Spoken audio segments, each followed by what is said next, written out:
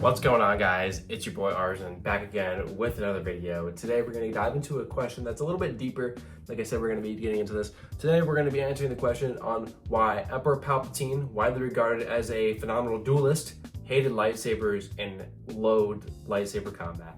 Darth Sidious, also known as Emperor Palpatine, is widely considered to be one of the greatest lightsaber duelists in Star Wars history. He was arguably the most powerful character in all of Star Wars in both the canon and Legends timeline. However, in this channel, there's not as much substance in canon, so we're going to be diving more into Legends.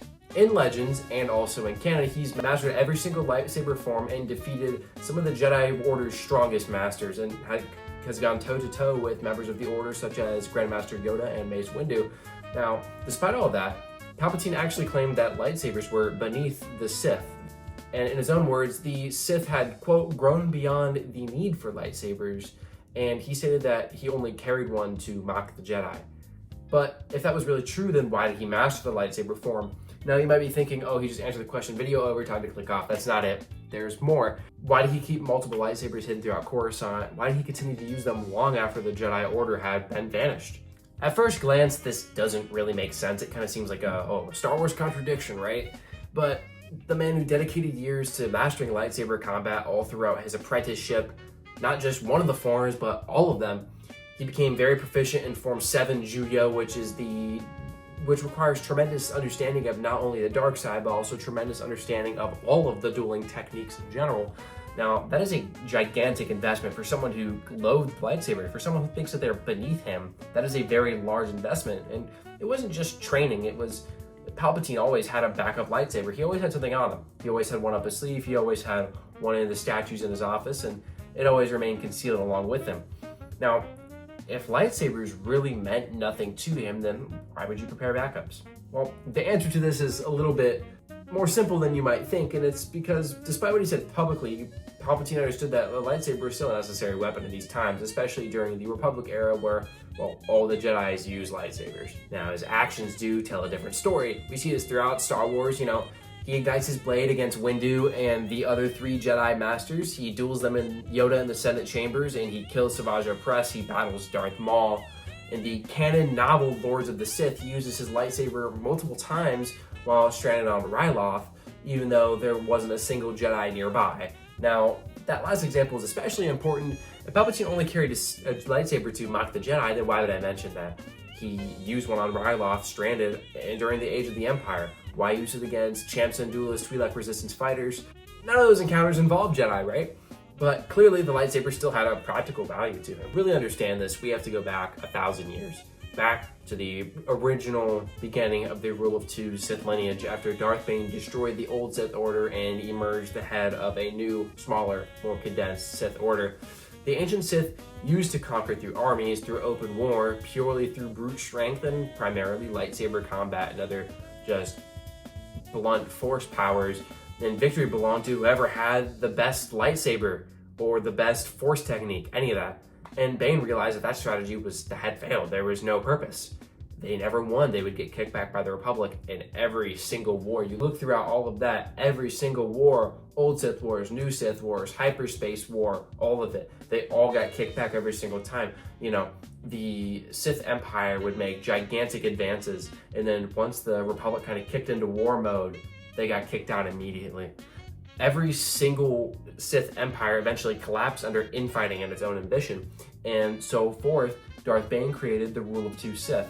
Instead of thousands of Sith fighting everyone else, as you all know, there was only two, a master and an apprentice, as Palpatine describes like a sickness, like a parasite. Palpatine embodied this philosophy better than anybody. His greatest weapon was never his lightsaber, it was the Force. It was manipulation. He manipulated the Trade Federation, the Senate, the Jedi Council. He manipulated Anakin, Dooku, never by revealing his true identity with the exception of Dooku and eventually Anakin.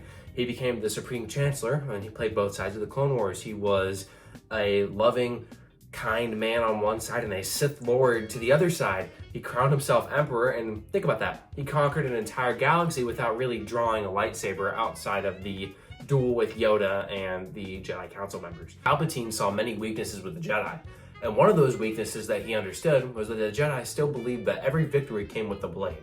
This wasn't always the center of the Jedi's beliefs.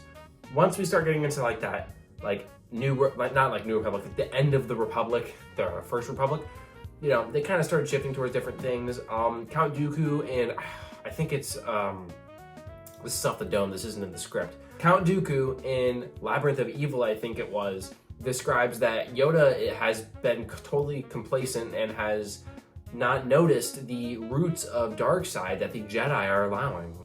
This is where many people kind of get things mixed up a little bit. Now, I've been describing why Palpatine thinks that lightsabers are beneath him. Now, although they are beneath him, I wouldn't say they weren't secondary or third. He still trained relentlessly. He still carried backups. He still recognized that somebody like Yoda or Mace Windu could match him with the blade. Even Anakin Skywalker, Palpatine throughout several novels describes Anakin as somebody that will be extremely powerful. In Revenge of the Sith, he tells Yoda that soon Darth Vader will be more powerful than both of us. And I think, personally, he didn't mean that in a matter of years or months of training. He meant in a matter of minutes. Right now, Darth Vader is becoming more powerful than the two of us. Now, during the lightsaber exchange with Yoda, Yoda manages to disarm him, and at that moment, Palpatine immediately changes the battlefield. He retreats to the Senate pods and starts using the Force. You know, Palpatine's main weapon is the Force. Alongside with like Darth Vader later down the line, him and Palpatine both believe that there was nothing besides the power of the Force. Not because he was incapable of continuing the duel with Yoda, but because that's not where he always held the advantage. That was not always his weapon. So when Palpatine said that the Sith had outgrown the need for lightsabers, he wasn't saying that a lightsaber had become obsolete. He was basically saying that the Sith no longer relied on such a thing to achieve victory as they did in the old ways. Ancient Sith lords believed that power came from defeating their enemies in battle. Palpatine believed that true power came from the Force and that ensuring that the battle never needed to happen in the first place. Whether Palpatine won or lost a lightsaber fight was trivial because his greatest victory was already set in motion years earlier. Let's talk about Palpatine's master, Darth Plagueis. Unlike many Sith before him, Plagueis, like Palpatine, believed that lightsabers and lightsaber combat was trivial. Unlike Plagueis' master, Darth Tenebris, who enjoyed a good duel and they would spar frequently, Plagueis believed that although it was kind of important, it was trivial, stupid, and a waste of time. Even so, Plagueis still insisted that Palpatine become an exceptional duelist. Why? Well, easy answer. The Jedi still existed. Plagueis understood that no matter how powerful your command of the Force is, there may still come a day where you need to stand face to face with the Jedi Master and draw your blade. By adulthood, he had become one of the greatest duelists the Sith had ever produced, if not the greatest.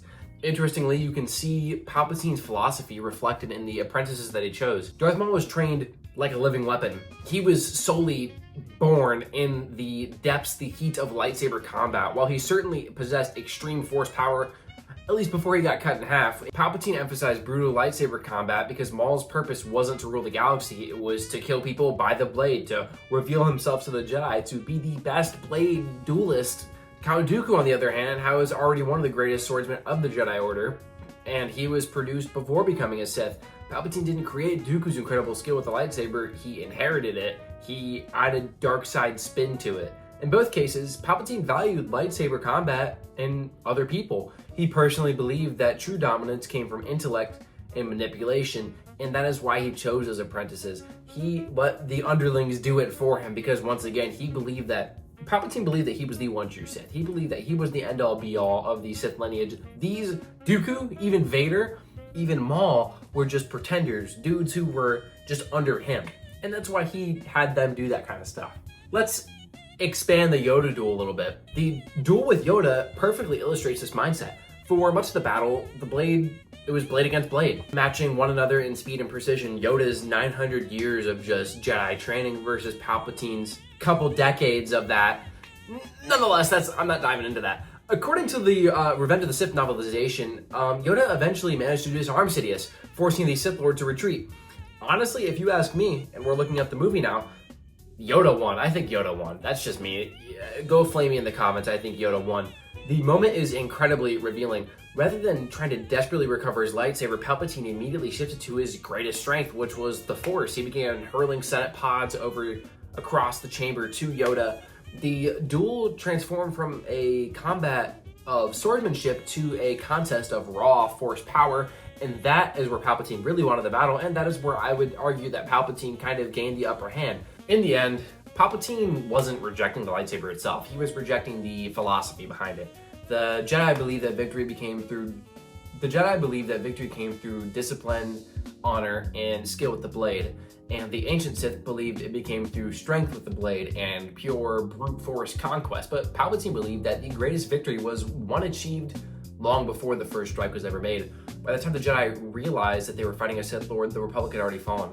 As Palpatine once wrote, "You will not notice the blade at your throat by the time it comes to you," right? The Republic had already fallen. The clone army belonged to him, and the fate of the galaxy had already been decided long before Order 66. His lightsaber was never his greatest weapon. It was the backup plan. It was the tool. It was something minor that was involved.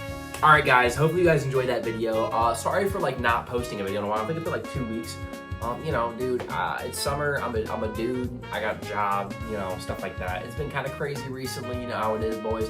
But now that I'm done recording this video, I'm about to build this bad boy. This is a factory sealed Malevolence. Absolute beaut of a set. I am beyond excited to build this. So I am gonna open it up now and devalue it. It doesn't matter. Anyways, guys, my name is Arzin. I hope you guys had an awesome day. I hope you guys enjoyed this video. As always, I'm here to remind you that,